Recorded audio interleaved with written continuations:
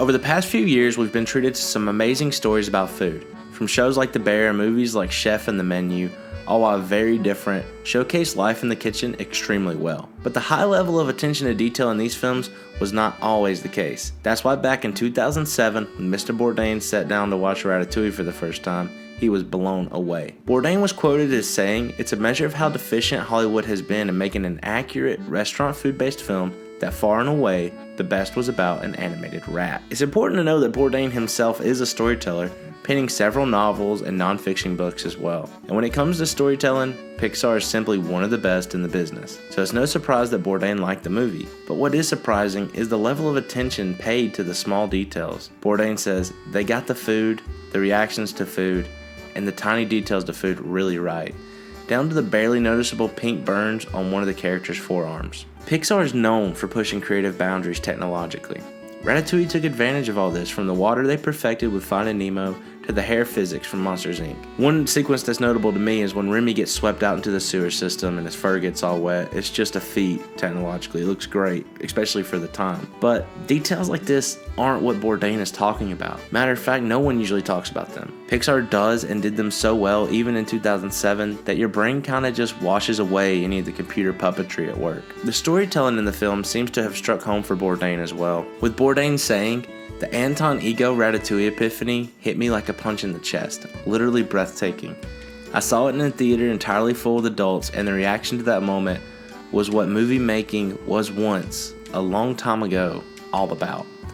Audible surprise, delight, awe, and even a measure of enlightenment." No one quite writes like Bourdain, do they? It's clear that Tony's connection with the film was very impactful. From his books, you could tell that he was exhausted with Michelin-starred meals, even going as far to say that he was sick and tired of truffles, and the In-N-Out Burger was one of his favorite restaurants in Los Angeles.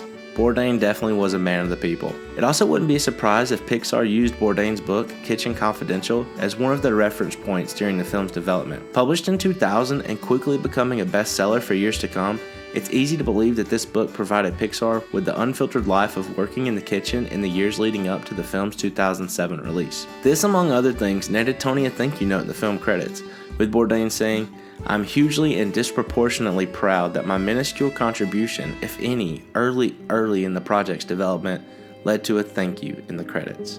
Amazing how much they got right."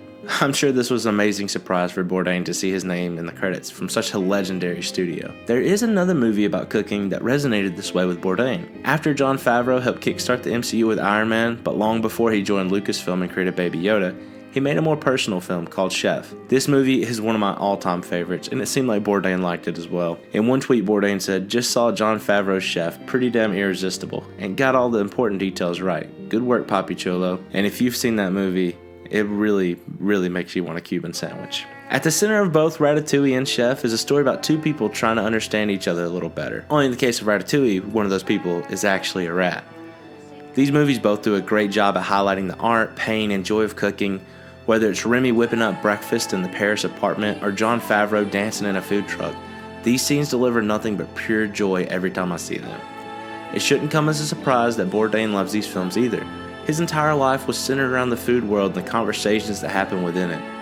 From following Bourdain, it seemed to me that he cared a whole hell of a lot more about the people cooking the food and the ones sitting around the table, rather than the food itself. Although the food was important too. Bourdain was someone who was open to the world, he seemed to care about people, he took things personally, and he was genuinely himself. Mr. Bourdain's legacy is one that is unique, personal, and will never be replicated.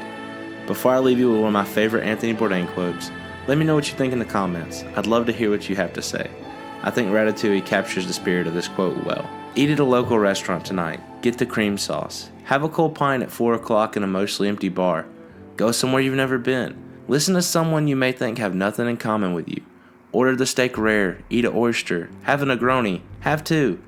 Be open to a world where you may not understand or agree with the person next to you, but have a drink with them anyway. Eat slowly. Tip your server. Check in on your friends. Check in on yourself. Enjoy the ride.